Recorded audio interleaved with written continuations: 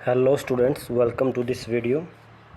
जैसे कि आप जानते हैं, हम स्टेमन और माइक्रोस्पोरेंजियम के बारे में पढ़ चुके हैं। स्टेमन के अंदर दो पार्ट आपको बताए थे, एंथर और फिलामेंट। एंथर एक बाइलोब्ड एक स्ट्रक्चर होता है और इसके अंदर डाइथिकस होते हैं, मतलब एक लोब के अंदर दो कंपार्टमेंट होते हैं और हर एक कंपार्टमेंट के अंदर एक टेट्रागोनल, ये अगर ओवरऑल देखा जाए तो टेट्रागोनल इसकी शेप होती है। इसके अंदर हर एक कॉर्नर के अंदर एक माइक्रोस्पोरेंजिया होता है। माइक्रोस्पोरेंजिया होता क्या है, तो माइक्रोस्पोरेंजिया के अंदर एक स्पोरोजिनस टिश्यू होता है। उस स्पोरोजिनस टिश्यू के हर एक सेल की कैपेबिलिटी होती है कि वो मियोटिक डिवीजन करके और आगे माइक्रोस्पोर टेट्राड बनाता है। आगे क्या होता है, जब वो माइक्रोस्पोर टेट्राड क्या होगा, अब जैसे जैसे एंथर डिहाइड्रेट होगा, मैच्योर होगा, वो माइक्रोस्पोर टेट्राड पोलन ग्रेन्स के अंदर कन्वर्ट हो जाएगा। अब हम देखेंगे, आज के वीडियो में हम जानेंगे कि भी पोलन ग्रेन, जो आपके पोलन ग्रेन है उसके स्ट्रक्चर के बारे में। क्या पोलन ग्रेन एक्चुअल में ही फ्यूज करेगा या इसके अंदर भी कुछ और होता है, तो ये जानते हैं। देखिए, पहली ही लाइन बहुत इंपॉर्टेंट है, डायरेक्ट क्वेश्चन आया हुआ है AIBMT में। The pollen grains represent the male gametophyte. देखिए, अभी यहाँ पे क्वेश्चन बिल्कुल क्लियर हो चुका है। Pollen grain is not the male gamete, it is the male gametophyte. तो आपसे पूछे जाए एंजियोस्पर्म्स के अंदर मेल गैमेट क्या होता है, तो वो पोलन ग्रेन नहीं होगा। वो pollen grain is not the male gamete, it is the male gametophyte. अब गैमेटोफाइट क्या होता है, कोई भी ऐसी चीज़ जिसके अंदर की गैमेट है उसको कहते हैं गैमेटोफाइट। तो मतलब पोलन ग्रेन के अंदर भी कुछ ना कुछ है, वो एक्चुअल में आपका जो एग है, शेल होता है, उसके साथ फ्यूज़ करेगा और डबल फर्टिलाइजेशन करेगा। तो मेल गैमेटोफाइट है आपका पोलन ग्रेन, और मेल गैमेट क्या है, जो मेल गैमेटोफाइट के जो अंदर जो सेल्स होंगे वो हो जाएंगे मेल गैमेट। ऐसे यहाँ पर ही क्लियर कर लेते हैं, फीमेल गैमेटोफाइट। अगर आपके एंजियोस्पर्म जो फीमेल फ्लावर के अंदर फीमेल गैमेटोफाइट होता है आपका एम्ब्रियो सैक, तो मतलब एम्ब्रियो सैक के अंदर आपके फीमेल गैमेट मिलेंगे। तो embryo sac is female gametophyte, pollen grain is male gametophyte, इसको क्लियर रखना है। If you touch the opened anthers of hibiscus और any other flower you would find the deposition of yellowish powder pollen grains on your fingers. ये क्या बता रहा है, जैसे कि आपने हिबिस्कस फ्लावर देखा है या और कोई भी फ्लावर की अगर आप एंथर्स को टच करोगे, तो अगर आप स्पेशली हिबिस्कस फ्लावर की बात करें तो आपके जो फिंगर्स होता है उसके ऊपर एक पीला पीला पाउडर जैसा कुछ आपके फिंगर्स के ऊपर लग जाएगा। वो क्या है, तो वही है एक्चुअल में पोलन ग्रेन। अब क्या करेंगे, sprinkle these grains on the drop of water taken on glass slide. तो ये जो हमारे फिंगर के ऊपर येलोइश पाउडर लग गया है, इसको हम स्प्रिंकल करेंगे, छिड़केंगे। एक पानी की बूंद डालेंगे, उसके ऊपर इसको छिड़क देंगे और उसको अब क्या करेंगे, हम ऑब्जर्व करेंगे अंडर द माइक्रोस्कोप। तो हमने क्या किया, सबसे पहले जो हिबिस्कस फ्लावर के जो एंथर था उसके ऊपर उंगली से टच किया, तो वहाँ पर हमारे येलो पाउडर जैसा कोई आ चुका है। अब हम पानी की एक ड्रॉप डालेंगे, उस ड्रॉप के ऊपर वो जो येलो पाउडर था उसको स्प्रिंकल कर देंगे और वो एक स्लाइड के ऊपर रखा हुआ ये सब कुछ, तो उस स्लाइड को हम माइक्रोस्कोप के नीचे अब ऑब्जर्व करेंगे। देखिए, You will really be amazed at the variety of architecture, size, shapes, color and designs seen on the pollen grains from different species। तो क्या है, ये आपको बहुत ही अचंभित लगेगा कि जो अलग अलग पोलन ग्रेन्स होती हैं उनके साइज़ हो गए, शेप हो गए, कलर हो गए, अलग अलग डिज़ाइंस हैं, और मतलब कि उनका ओवरऑल आर्किटेक्चर जो है वो अलग अलग होता है। डिफरेंट डिफरेंट स्पीसीज़ के जो पोलन ग्रेन होते हैं उनका डिफरेंट डिफरेंट आर्किटेक्चर होता है। देखिए, जो आपका बहुत ही खूबसूरत ये आपकी पिक्चर दिखाई गई है, इसके अंदर अलग अलग पोलन ग्रेन्स को दिखाया गया है। जी देखिए, इसका आर्किटेक्चर, इसका आर्किटेक्चर और इसका आर्किटेक्चर, शेप, साइज़, कलर सभी कुछ अलग है। तो अलग अलग स्पीसीज़ के अंदर अलग अलग पोलन ग्रेन का आर्किटेक्चर होता है। तो इस बात को अब हम समझेंगे कि आर्किटेक्चर किसके कारण है। पोलन ग्रेन का जब हम स्ट्रक्चर देखेंगे तो उसमें हम जानेंगे कि आर्किटेक्चर जो पोलन ग्रेन की आउटर मेम्ब्रेन है, जिसको हम एक्साइन कहते हैं, उसके कारण है। वो एक्साइन ही अपनी अरेंजमेंट कुछ इस प्रकार करती है कि अलग अलग स्पीसीज़ के अंदर अलग अलग आपके ये आर्किटेक्चर डिज़ाइन बनते हैं। देखिए, ये जो पार्ट है वो काफ़ी इंपॉर्टेंट है, NCERT की एक एक लाइन आपको अच्छे से ध्यान रखनी है। देखिए, pollen grains are generally spherical measuring about 25 to 50 micrometre in diameter. तो इसके अंदर दो पॉइंट आए कि भी पोलन ग्रेन आपके स्फेरिकल शेप के होते हैं, राउंड शेप का होता है लगभग, और जिसका कि डायमीटर आपका 25 से 50 माइक्रोमीटर होता है। It has prominent 2 layered wall. तो इसके चारों ओर जो है 2 लेयर की वॉल होती है। The hard outer layer is the exine is made up of sporopollenin. देखिए ये क्या कह रहा है, इसकी जो पोलन ग्रेन है मान लीजिए अंदर का है, और इसके बाहर जो होती है 2 वॉल होती हैं, ये इसके अंदर, और इसके आउटर भी एक और वॉल मिलती है, मान लीजिए ये वाली। तो जो सबसे आउटर वॉल है ये है आपकी एक्साइन, और जो ये इसके अंदर है वो है इंटाइन। तो ये क्वेश्चन आ चुका है आपका AIPMT के अंदर कि भी एक्साइन किस चीज़ की बनी होती है। बहुत ही इंपॉर्टेंट क्वेश्चन है। Exine is made up of sporopollenin, और स्पोरोपोलिन की बहुत ही इंपॉर्टेंट कैरेक्टरिस्टिक होता है which is the one of the most resistant organic material known. मतलब ऐसा ऑर्गेनिक मटेरियल जिसको कोई भी डिग्रेड नहीं कर सकता, इसको कोई भी एंजाइम, कोई भी हाई टेम्परेचर या कुछ भी लगा लो आप, ये डिग्रेड नहीं होता है। देखिए आगे अगली लाइन में लिखा हुआ है it can withstand high temperatures and strong acids and alkaline. मतलब ये बहुत ही ज़्यादा टेम्परेचर और स्ट्रॉन्ग एसिड के अंदर भी अगर डाल दें या अल्कलाइन के अंदर डाल दें तो भी ये आपका स्पोरोपोलिन डिग्रेड नहीं होगा। तो मतलब ये क्या है, इसका एक्चुअल में एक प्रोटेक्शन का काम हो जाएगा कि भाई पोलन ग्रेन कैसी भी कंडीशन में गिरा रहे, वो अंदर का जो भी उसका मटेरियल है उसको डिग्रेड नहीं होने देता, क्योंकि ये वाल ही डिग्रेड नहीं होगी तो अंदर का जो मटेरियल है वो सेम रहेगा। तो ये बहुत इंपॉर्टेंट क्वेश्चन है कि outer membrane of pollen grain is exine which is made up of sporopollenin, and sporopollenin is the most resistant organic material on the earth. देखिए साफ साफ लिखा हुआ है no enzyme that degrade sporopollenin is so far known. अब तक कोई भी ऐसा एंजाइम नहीं पता है हमें जो कि इसको डिग्रेड कर सकता है। Pollen grain exine has prominent apertures called germ pore where sporopollenin is absent. देखिए मान लीजिए वो कोई लेयर है, ये आपकी मान लीजिए एक्साइन है। अब एक्साइन के अंदर एक पॉइंट के ऊपर ये जो एक्साइन है वो थोड़ी सी एब्सेंट है यहाँ पर। मतलब कि आप ये लगा लो कि कोई सीमेंट का 4 दीवारी है और बीच में जैसे कि दरवाज़ा होता है, तो वैसे ही ये मान लो कंक्रीट, हार्ड कंक्रीट का ये एक्साइन है और इसके बीच में एक दरवाज़ा है। तो एक ओपनिंग है, एक अपर्चर है, तो उसको हम कह देंगे जर्म पोर। अगर आपसे पूछा जाए जर्म पोर एक्साइन के अंदर कहाँ प्रेजेंट है, तो वो क्या है भाई कि एक्साइन एक कंटिन्यूस लेयर है, बस इसके एक पॉइंट के ऊपर इसकी कंटिन्यूटी डिग्रेड हो जाती है और एक ओपनिंग आ जाती है जिसको हम कहेंगे जर्म पोर। जर्म पोर के पास स्पोरोपोलिन इज एब्सेंट, बहुत इंपॉर्टेंट लाइन है, sporopollenin is absent at germ pore. देखिए एक्साइन के बारे में हमने क्या जाना है।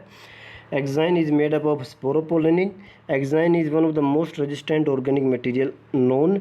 It can withstand high temperature and strong acid.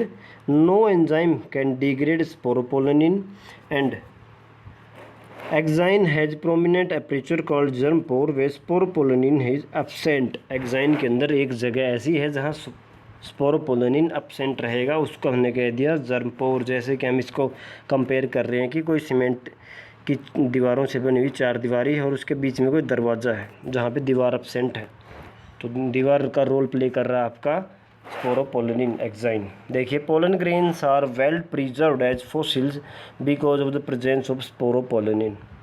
हम हज़ारों सालों तक हम पोलन ग्रेन्स को फॉसिल्स के रूप में प्रिजर्व कर सकते हैं, जो कि सिर्फ स्पोरोपोलिन या फिर एक्साइन की वजह से पॉसिबल है।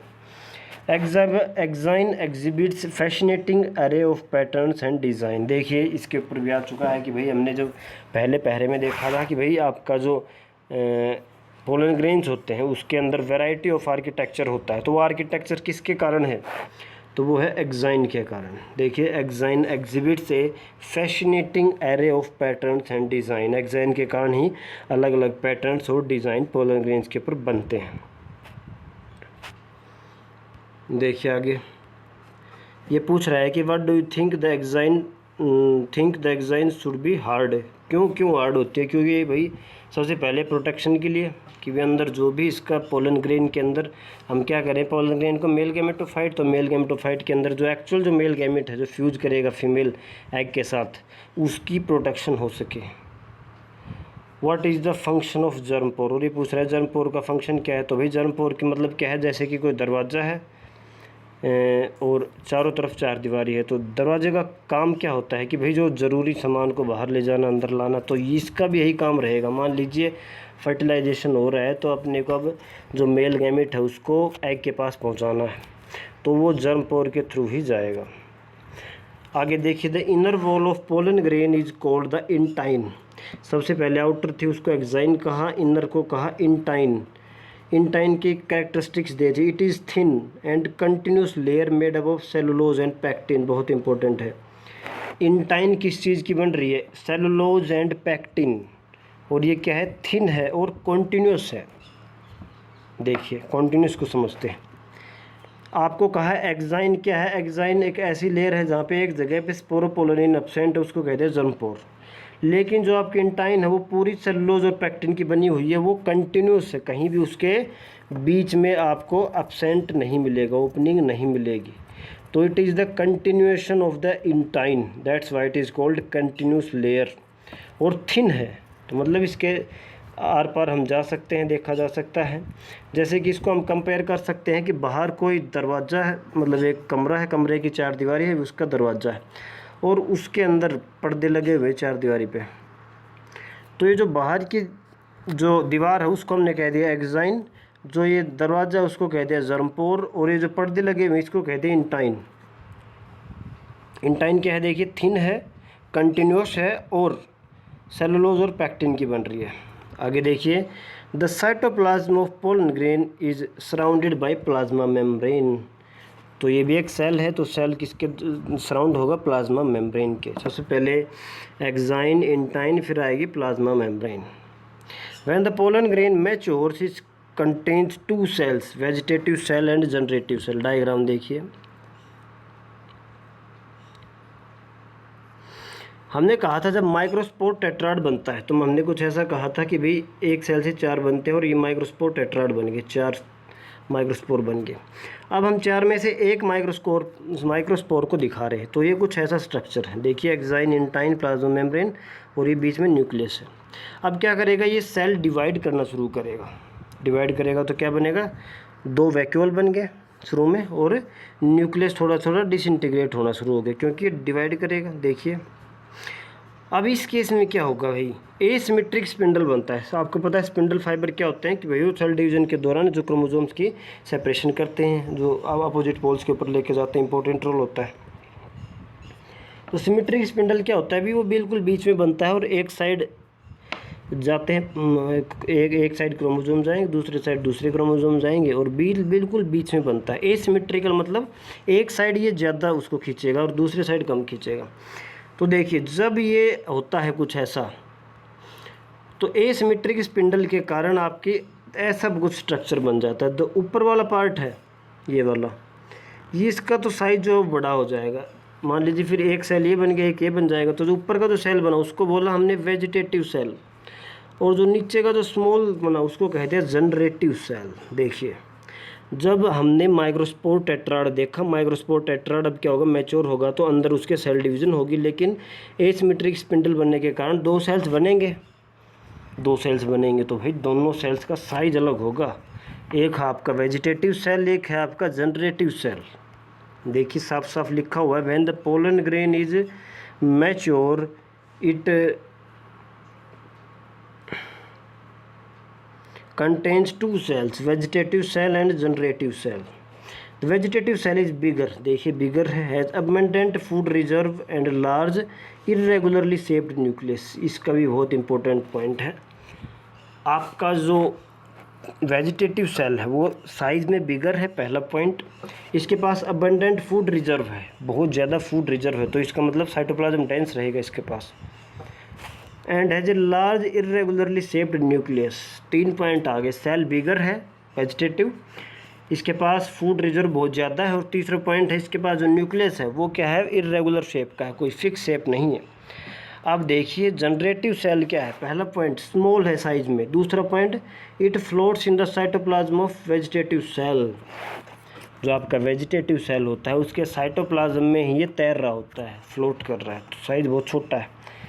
इट इज स्पिंडल शेप, इसकी जो शेप होती है वो स्पिंडल शेप होती है with dense cytoplasm and a nucleus.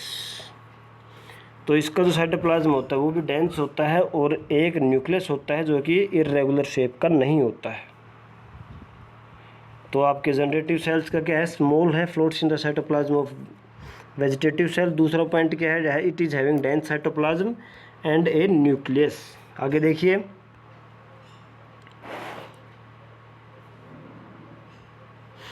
it is spindle shaped with dense cytoplasm and a nucleus. In over 60% of angiosperm, pollen grains are shed at two celled stage.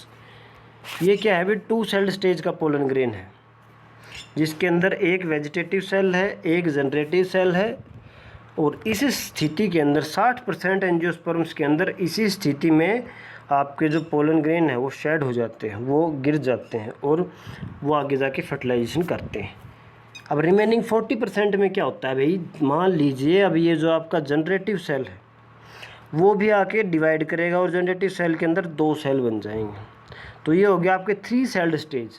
Vegetative cell नहीं करेगा, वो ऐसा ही रहेगा। Generative cell के अंदर division होगा और एक सेल से 2 सेल बन जाएंगे। तो टोटल 2 सेल ये हो गए और एक सेल आपका वेजिटेटिव सेल होगा, तो टोटल 3 सेल्ड स्टेज हो गए।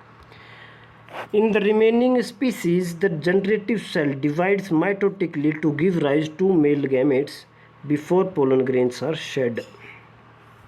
देखिए साफ साफ दिखा रहा है कि भाई जो दूसरी 40% स्पीसीज़ हैं उसके अंदर क्या होगा, जो जनरेटिव सेल है वो माइटोसिस से डिवाइड करेगा, मतलब इससे 2 सेल बनेंगे।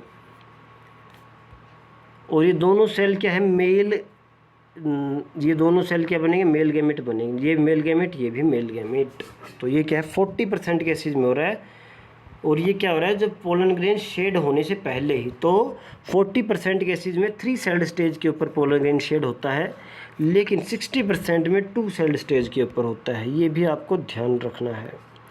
आगे देखिए, pollen grains of many species cause severe allergies and bronchial afflictions in some people, often leading to chronic respiratory disorders such as asthma and bronchitis. ये क्या कह रहा है कि भाई देखिए, आपने कई लोगों को सुना होगा कि उनको फूलों से एलर्जी होती है। तो एलर्जी का क्या मतलब है कि उसके अंदर जो एंथर्स है, एंथर के अंदर मान लो पोलन ग्रेन्स मिलेंगे। तो जो पोलन ग्रेन जब उनके रेस्पिरेटरी सिस्टम में जाते हैं, वो इनहेल कर लेते हैं, तो उसकी बॉडी क्या है, वो एलर्जी शो करती है। तो वही लिखा हुआ है कि भाई बहुत सारे पोलन ग्रेन्स की स्पीसीज जो है वो एलर्जी कर लेती हैं, जिसके कारण ब्रोंकियल एफ्लिकेशंस हो जाती हैं कुछ लोगों के अंदर, और क्रोनिक रेस्पिरेटरी डिसऑर्डर्स भी हो सकते हैं, जैसे कि अस्थमा और ब्रोंकाइटिस भी हो सकते हैं आपकी पोलन एलर्जीज के कारण। It may be mentioned that Parthenium or carrot grass that came into India as contaminant with imported wheat has become ubiquitous in occurrence and cause pollen allergy. इसके ऊपर क्वेश्चन आया हुआ है कि पार्थेनियम जो grass है, ये इसको हम कहते हैं कैरेट ग्रास। क्या था कि एक वीट की वैरायटी, गेहूं की वैरायटी को बाहर से लेकर के आए थे। उस वैरायटी के कंटामिनेंट के रूप में ये एक कैरेट ग्रास, या फिर हम कहते हैं इसको पार्थेनियम, जो आई थी। और उसने क्या किया था, उसके जो फ्लावर होता है, उसकी वो जो उसके पोलन ग्रेन होते हैं वो एलर्जी कोज करते हैं, कोज पोलन एलर्जी। तो पार्थेनियम और कैरेट ग्रास क्या है, तो भाई एक ऐसा प्लांट है जिसके की जो पोलन ग्रेन्स होते हैं वो एलर्जी शो करते हैं, और एक कंटामिनेंट था जो कि वीट की वैरायटी के साथ आ गया था। आगे देखिए, pollen grains are rich in nutrients. Pollen grains जो होते हैं वो आपके न्यूट्रिएंट्स के अंदर रिच होते हैं। देखिए, pollen grains are rich in nutrients. It has become fashion in recent years to use pollen tablets as food supplement. आपने देखा होगा कि भाई जो बॉडी बिल्डिंग या एक्सरसाइज वगैरह करते हैं वो सप्लीमेंट्स का यूज़ करते हैं। तो सप्लीमेंट्स क्या है भाई, जो न्यूट्रिशन है कुछ उसके अंदर, मान लीजिए कि आप जो डाइट खा रहे हैं उससे आपका न्यूट्रिशन बॉडी को पूरा नहीं मिल पा रहा है, जो रिक्वायरमेंट है, तो बाहर से कुछ एडिशनल न्यूट्रिएंट्स लेते हैं, सप्लीमेंट्स लेते हैं। तो ऐसे ही क्या है, पोलन ग्रेन्स का भी आजकल लोग यूज कर रहे हैं, क्योंकि पोलन ग्रेन्स के अंदर बहुत ज़्यादा न्यूट्रिएंट्स होते हैं। तो ये आजकल बहुत अच्छा फैशन सा चल गया है कि भाई पोलन टैबलेट्स आ गई, अलग अलग प्लांट के फ्लावर को हमने पोलन लिया और उसके अंदर जो न्यूट्रिएंट्स को उसको एक गोली सी बना दी और उसको फूड सप्लीमेंट्स के रूप में बेच रहे हैं। In western countries a large number of pollen products in the form of tablets syrup are available in market. जो वेस्टर्न कंट्रीज हैं, जो पश्चिमी देशों के अंदर बहुत सारे पोलन प्रोडक्ट हैं, मतलब पोलन ग्रेन्स के प्रोडक्ट मार्केट में बिक रहे हैं, गोलियों के रूप में और सिरप के रूप में, पीने की जो दवा होती है उसके रूप में। Pollen consumption has been claimed to increase performance of athletes and race horses. जो एथलीट्स होते हैं, जो रनिंग वगैरह या अलग अलग स्पोर्ट्स के अंदर पार्टिसिपेट करते हैं, तो उनको अपना फिज़िक बनाना रहता है, तो उसको अपनी स्ट्रेंथ को बढ़ाना है बॉडी को, तो वो अपनी बॉडी की स्ट्रेंथ को बढ़ाने के लिए, अपनी परफॉर्मेंस को इंक्रीज करने के लिए बहुत सारे सप्लीमेंट्स लेते हैं। तो ये रिसर्च में पाया गया है कि भी जो पोलन कंजप्शन, जो हम पोलन टैबलेट्स यूज़ कर रहे हैं या पोलन सिरप यूज़ कर रहे हैं, इनका यूज़ करके जो एथलीट्स होती हैं उनकी परफॉर्मेंस अच्छी हो जाती है। और जो रेस हॉर्सेस, जो घोड़ों की रेस होती है, जो लोग पैसा लगाते हैं घोड़ों पर, उसके अंदर अगर उनको हम पोलन टैबलेट्स देते हैं तो उनकी जो परफॉर्मेंस है गेम के अंदर वो बहुत काफ़ी अच्छी हो जाती है। देखिए ये साफ साफ दिखाया हुआ आपके जो वेस्टर्न कंट्रीज़ में एक बी पोलन है जो कि इंग्लैंड के अंदर है, बिक रहा है। ये पोलन प्रोडक्ट्स दिखाए गए हैं, energy shake, bee pollen cream, bee pollen, तो ये अलग अलग टैबलेट्स हैं। देखिए ये सभी बिक रही हैं वेस्टर्न कंट्रीज़ में। आगे देखिए, when once they are shed pollen grains have to land on the stigma before they lose viability if they have to bring about fertilization. क्या होता है कि अब pollen grain line of dehiscence से anther से नीचे गिर चुका है, अब क्या करना है, उसको समय रहते जब तक वो जिंदा है उससे पहले उसको स्टिग्मा के ऊपर लैंड करना है, स्टिग्मा के ऊपर जाना है और उसको फर्टिलाइज करना है। How long do you think the pollen grains retain viability. आपको क्या लगता है कि पोलन ग्रेन की जो वायबिलिटी होती है, जो जीवन होता है, जो अपनी कैपेसिटी होती है कि वो फर्टिलाइज कर सकता है, वो कितने टाइम तक रह सकती है। The period for which pollen grain remains viable is highly variable. बहुत वेरिएबल, मतलब अलग अलग स्पीसीज़ के अंदर अलग अलग टाइम होता है कि भी कुछ जो पोलन ग्रेन होते हैं वो कुछ के टाइम के लिए वाइबल होते हैं, कुछ ज़्यादा समय के लिए वाइबल होते हैं। Variable and to some extent depends upon prevailing temperature and humidity. Temperature और ह्यूमिडिटी के ऊपर भी डिपेंड करता है, अलग अलग स्पीसीज़ के अंदर भी डिपेंड करता है, अलग अलग होता है। In some cereals such as rice and wheat pollen grains lose viability within 30 minutes of their release. जो गेहूँ होते हैं और जो अनाज की फसलें हैं, जैसे गेहूँ चावल हो गया, इस केस में क्या होता है, पोलन ग्रेन जैसे ही वो शेड हुआ, जैसे ही अपना एंथर से शेड हुआ और उसके 30 मिनट के बाद वो अपनी वायबिलिटी को लूज कर लेगा। तो मतलब 30 मिनट के अंदर अंदर उसको स्टिग्मा के ऊपर लैंड होना और फर्टिलाइजेशन करना है।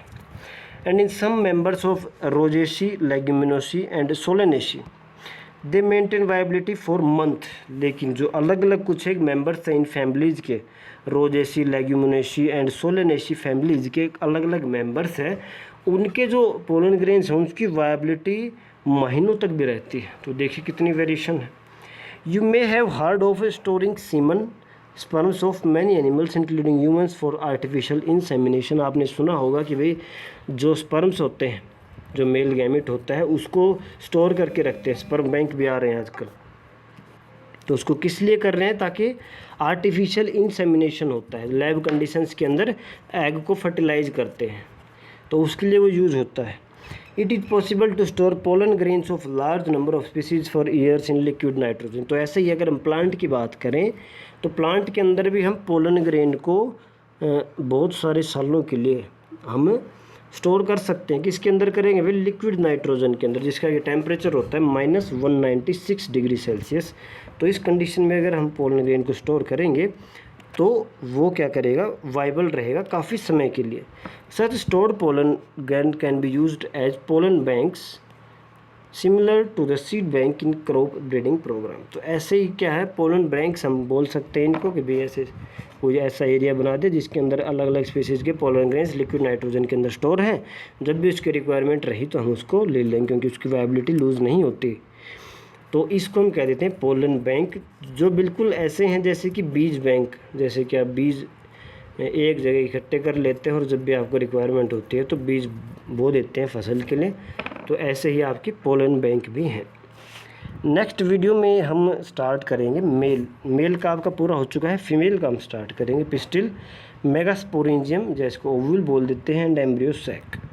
तो आपको ये एक चीज़ तो पहले याद हो चुकी है कि embryo sac is the female gametophyte, while the male gametophyte is pollen grain. Thank you.